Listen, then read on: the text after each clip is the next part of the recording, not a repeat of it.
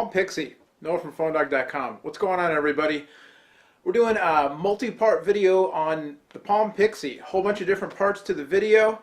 Unboxing, quick review, hardware and OS, media player, web browser, messaging. You know, we're going in depth so you can find out pretty much everything you need to know about the Palm Pixi if you like watching videos. And if you don't like watching videos, well, I don't know why you're here, but you can go over to the website and PhoneDog.com, and you can see the written review as well, as in addition to some other coverage, hands-on impressions, stuff about WebOS. You can read the Palm pre-review, all that stuff. So we got you covered on PhoneDog.com. Just want to give a quick shout to our friends over at Best Buy Mobile who hooked us up with not only one, but two Palm Pixis for us to give away. We got our PR loaner from the fine folks at Palm.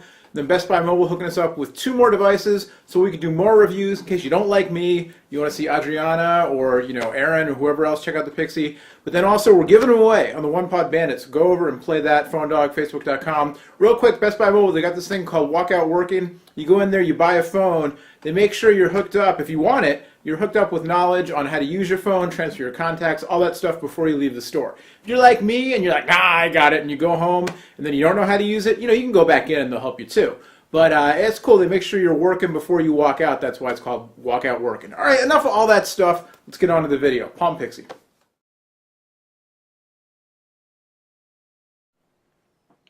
All right, so really, one of the most remarkable things about the Pixi, to me anyway, is its size. It's incredibly small and lightweight, but still, I think, very usable. It's 55 by 111 by 10.85 millimeters. So 55 millimeters across, 111 tall, 10.85 thick, which is thinner than, almost any phone you're going to find on the market, particularly a smartphone.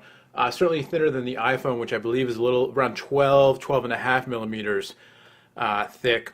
It also, though, it only weighs, and I'm reading this off the spec sheet here, it only weighs 3.26 ounces. I tried to memorize all that before I started on camera, but I had to read off the spec sheet. Too many numbers.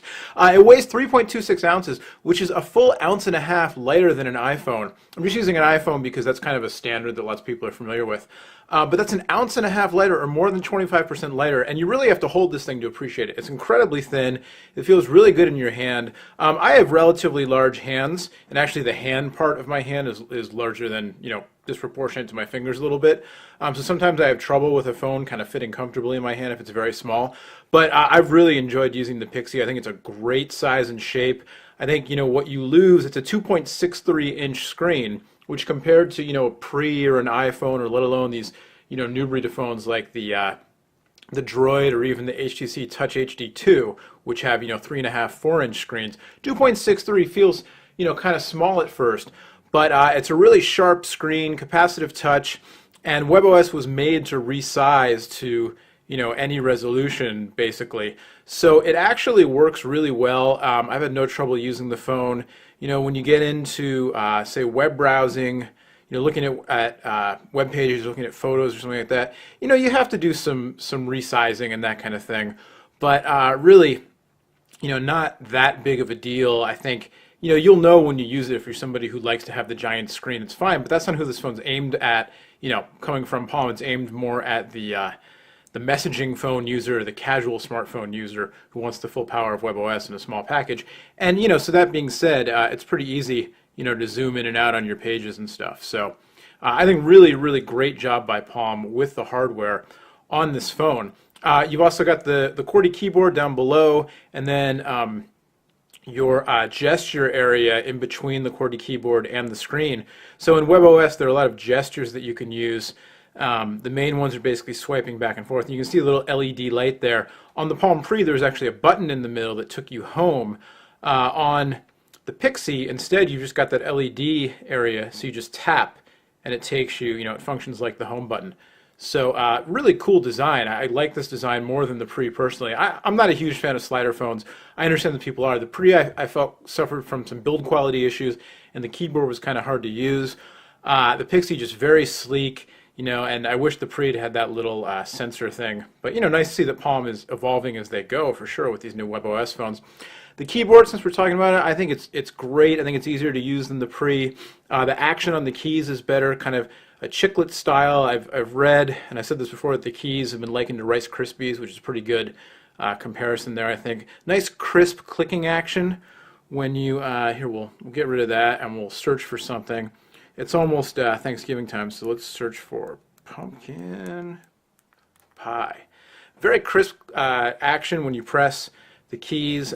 You know, really, even though they're small, the separation between them, they're domed, and there's a little bit of space in between them, as well as just, you know, the space between the apex of the dome from key to key, you know, is large enough that, you know, I really have not that much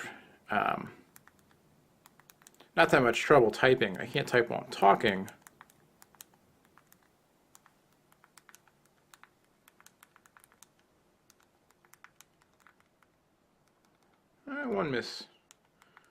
One miscue there, not too bad. But really, you know, I think the keyboard's a joy to use, especially relative to the Palm Pre keyboard, which I didn't like all that much. So, you know, it's not a joy to use like, you know, BlackBerry Bold or an HTC Touch Pro 2, those are much larger devices. Beyond that, like we said, 2.63-inch screen, capacitive touch, multi-touch capable. It's 320 by 400 pixels resolution, 18-bit color, 262,000 or so colors. Really pretty crisp and nice. You know, maybe not quite on Palm Pre level, but then it is. It's really, I think the screen works very well. Accelerometer built in as well, as you can see. A little tour around the phone. You've got your earpiece up there for listening, or your speaker. Then the microphone obviously is down there. On top, standard headphone jack. Always nice to see. Power and lock switch, which is a little, you know, a little tricky to press sometimes when you're blind pressing because it's recessed so far into the device, but not too bad. One thing that's kind of annoying about the new version of WebOS on the Pre and the Pixi is that when you go to turn the phone off, you hold the power button and you press power off, and then it confirms, and then it confirms again, and it's like, really? I have to say 3 times in a row that I want to power off. You know, I don't know. I guess better safe than sorry, but kind of annoying. But then again, I don't turn my phone off all that much, so, you know, whatever. The back of the phone, 2 speaker grills. It's actually just 1 speaker underneath. I was mistaken in a previous video. They did 2 cutouts, you know, to trick people into thinking it's stereo or just make it look cool, whatever. No big deal. 2 megapixel camera with LED flash. On the side, you've got your rocker switch for volume. You've got a hard switch for silencing the phone, which is always nice.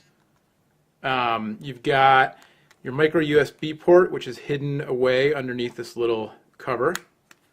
On the other side, there's not a whole lot happening. And then 8 gigabytes of internal storage, no micro SD card slot. So it's 8 gigs or nothing. And then you can actually take the whole thing off. And there's your innards. There's the battery.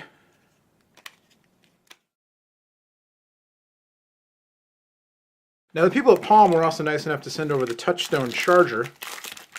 We checked this out before on the Pre, have not yet used it on the Pixi. So we'll give this a go.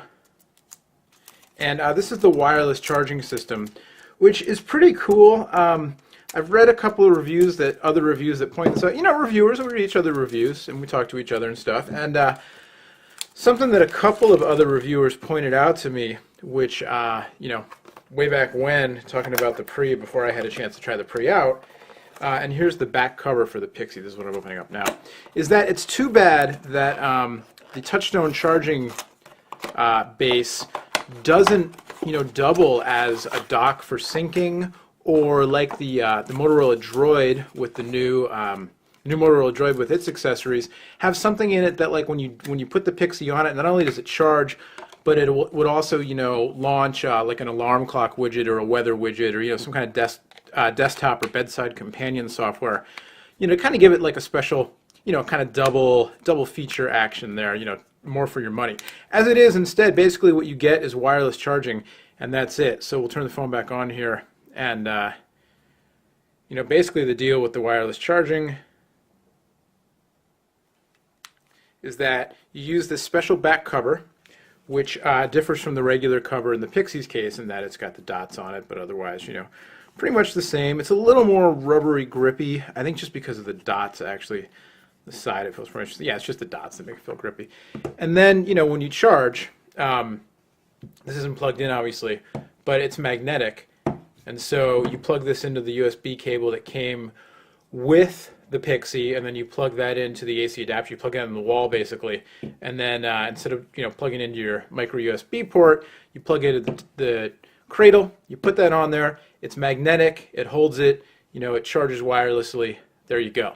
So it's a cool little accessory, but again, it'd be neat if it did did a little bit more in terms of like I said, a alarm clock widget, weather widget, something just to kind of up the value that you get when you spend on this thing. All right, and there you can see you plug the you put the Pixi on the touchstone, and it charges, and it works. But again, a little spendy for just a charger. Kind of cool though, definitely handy. And if you're the kind of person who, I don't know, is always setting your phone down on very slippery surfaces, if your house is made out of ice and your phone's always sliding off the ice, then the grippy mechanical business or magnetic business there will help you out.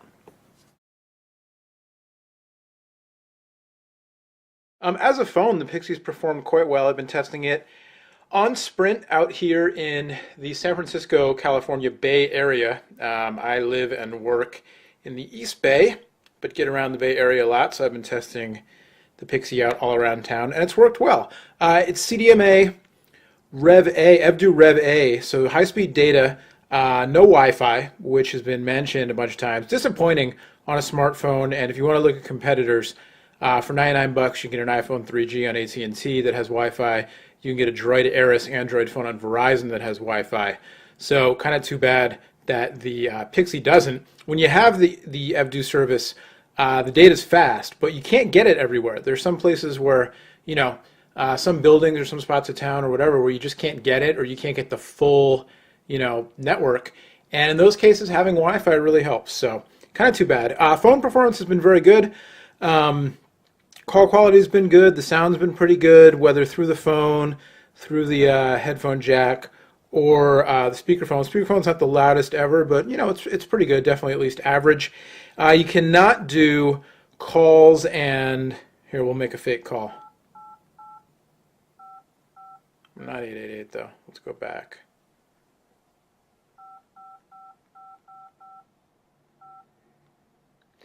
You can't do voice and data at the same time. It's a limitation of CDMA.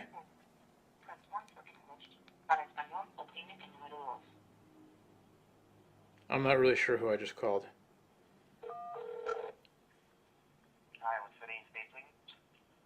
Oh, I'm sorry. I didn't mean to dial. No problem, sir. Anything else? Nope. Thank you. Bye-bye. Have a good day. I just accidentally dialed information. Anyway, sorry about that. So you can hear the speakerphone works just fine, and your call log, and we'll get into the WebOS in a different video here.